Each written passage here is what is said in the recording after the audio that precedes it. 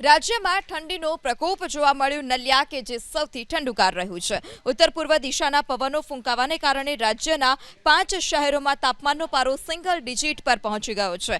હવામાન વિભાગ મુજબ નલિયામાં સિઝનનું સૌથી નીચું 3.8 ડિગ્રી તાપમાન નોંધાયું, જ્યારે અમરેલીમાં 7.6 ડિગ્રી, રાજકોટમાં 8.9 ડિગ્રી, ભુજમાં 9 ડિગ્રી, ગાંધીનગરમાં તાપમાનનો પારો 9.5 ડિગ્રી પર પહોંચ્યો, જ્યારે પોરબંદરમાં તાપમાનનો પારો ગગડીને 11.5 ડિગ્રી પર પહોંચ્યો છે। અમદાવાદમાં પણ 11.5 ડિગ્રી તાપમાન નોંધાયું।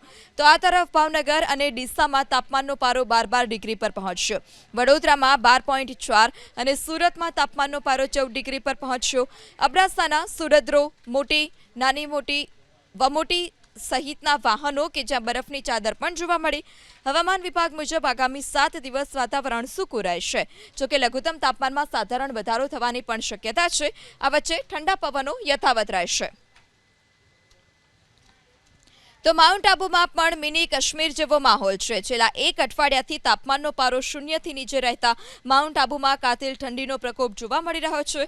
વહેલી સવારે વાહનો અને ખુલ્લા બગીચાઓમાં બરફની સફેદ ચાદર પથરાયેલી જોવા મળી, જેને કારણે પ્રકૃતિ સોળે કળાએ ખીલી ઉઠી છે। જોકે હાડ થીજવતી ઠંડીથી બચવા સ્થાનિકો અને પ્રવાસીઓ તાપણાનો સહારો લઈ રહ્યા છે।